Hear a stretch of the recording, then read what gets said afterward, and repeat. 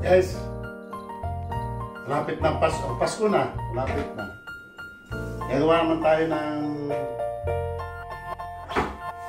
maliit na Christmas tree. Para naman may espiritu ng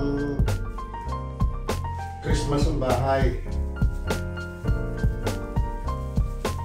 Guys, dito sa France o sa Europe ay ang Pasko, kung maglagay sila ng Christmas dekorasyon sa mga kalsada o sa bahay nila, ay kung kailan mismong eksaktong December na.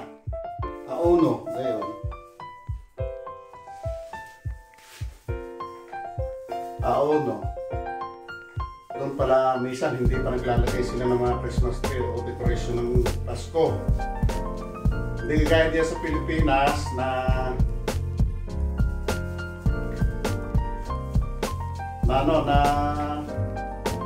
September, basta sumapit ang bear, ayan na, magkagayak na diyan sa mga kalsada, sa bahay.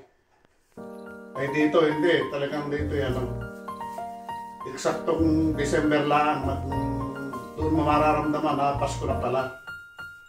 Iba dito sa Europe, lalo na dito sa France. Hindi kaya diyan sa Pilipinas, talagang sineselebrate ng maaga ang Pasko. Bawat kalye may mga dekorasyon na kagad. Dito wala. Nga pala ay hindi fresh. Ilang taon na ito binili ko. Mas maganda ang ganito kaysa sa sariwa na pine tree. Dahil ang sariwang pine tree, pag natuyo, malalaglag na yung dahon, ay napakahirap maglinis. Kaya ito.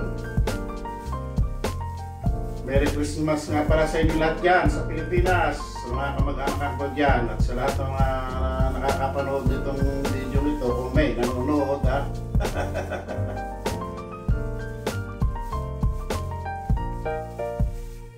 Merry Christmas sa ating lahat. Sabagay, mahigit pang 20 days ang Pasko bago sumapit. Basta, Merry Christmas na lahat sa inyong lahat yan. Dito naman, pipilitin namin maging masaya ang Pasko kahit kami malayo dyan sa Pilipinas. Baba natin. Yan o.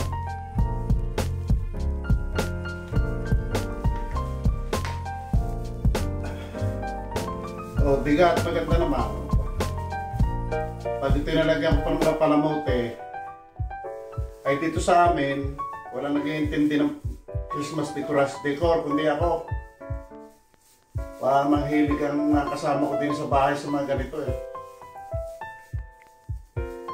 Ako laan, may hilig. Siyempre, nasanay na eh. Lalo na din sa Pilipinas nung araw. Walang pakialam na kasama ko sa bahay.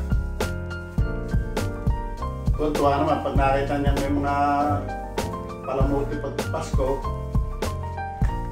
Ayan. Walang dito Pasko, walang kalatoy-latoy. Sinasabi ko na, walang kalatoy-latoy ang Pasko dito sa France o sa Europe. Dahil iba talaga yung Katoliko naman yung iba dito eh. Karang marami nga dito Katoliko eh. Pero hindi sila masyadong sa pagdekorasyon sa bahay ng sa mga kalsada yan. Makikita mo talagang nilalagyan ng bawat barangay. Ayan. Mamaya lalagyan ko na ito ng mga palamote. Nandula sa terrace yung mga palamote ko. Mga pansabit.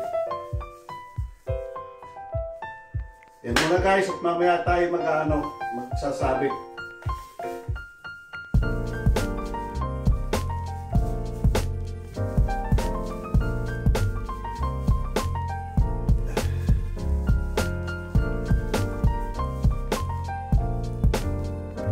Yung aking channel guys ay kung ano-ano na lang ang aking content yan. Wala akong permanent content sa aking YouTube. Wag lang hindi mayroon akong YouTube. Wag lang hindi mahuli sa social media, ika na.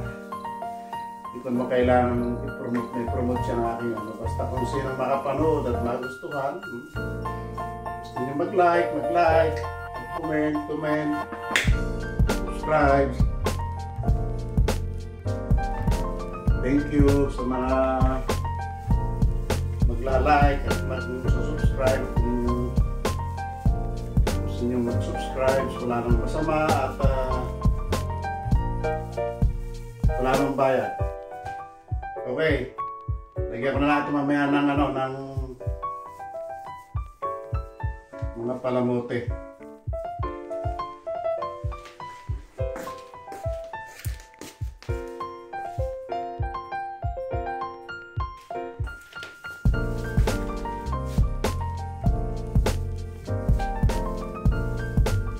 Mamaya nga pala guys, papasok ko kayo sa ano, Champs-Élysées. Napakaganda ng Champs-Élysées. Mamayang gabi. Tagal ako hindi nakakapamasal sa Champs-Élysées. Eh ngayon, meron dong mga magagandang palamote, mga pahilaw. Kaya mapapanood nyo mamaya. Itadaan ko kayo sa Champs-Élysées. Champs-Élysées.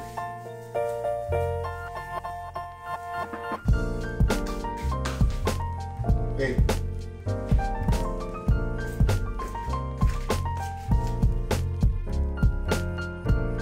Yan guys, dito ko na nilagay. Ayan o.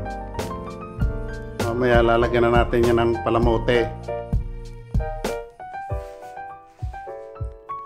Maliit lang ating bahay kaya masyadong wala tayong place. Sana dati meron akong malaki. Dito ko nilalagay yan, diyan sa sulok na yan. Halos kasing taas niyan. Ay kaso mo masyadong bulky kaya nangyari pinaliit ko na. Bumili ako ng maliit. Kaya yan. So okay naman din eh, magandang tingnan.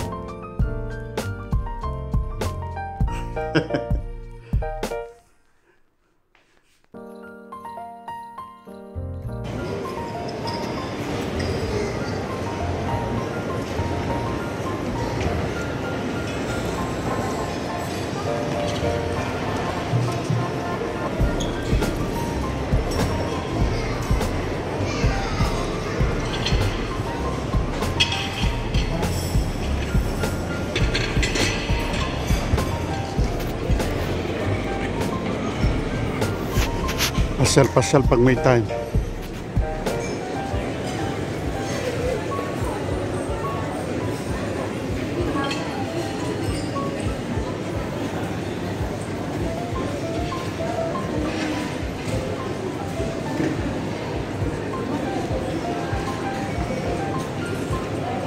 Guys, Merry Christmas sa inyo lahat yan. Malapit na 20 days na lang mahigit. May mga Christmas decoration na rin dito sa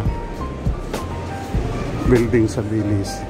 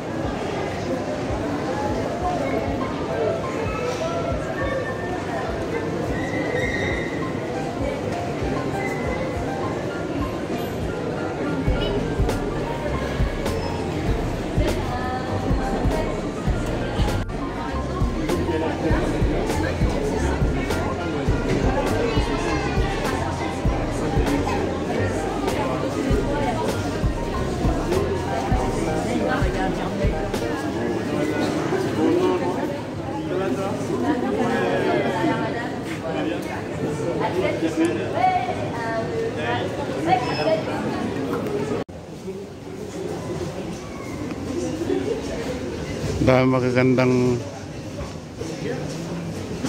Christmas decoration dito.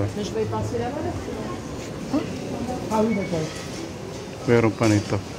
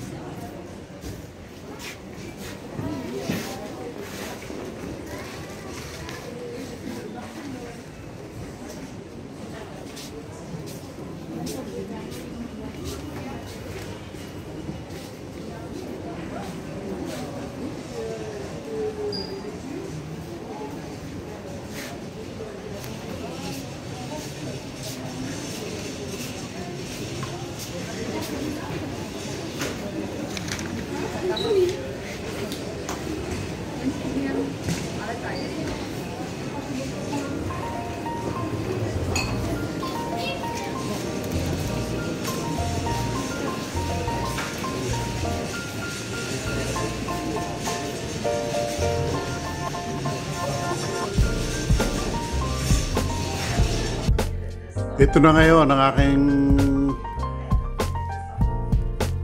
Christmas tree. Nung nilagyan ko ng palamote, oh. Maganda siya ngayon. Oh. Ayan. Oh. Di buhay na buhay ang aming Christmas sa Pasko. Ayan, oh.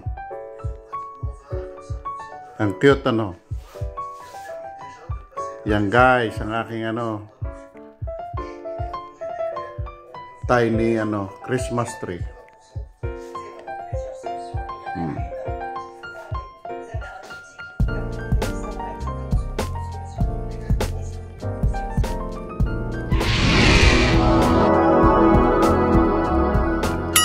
Sana all.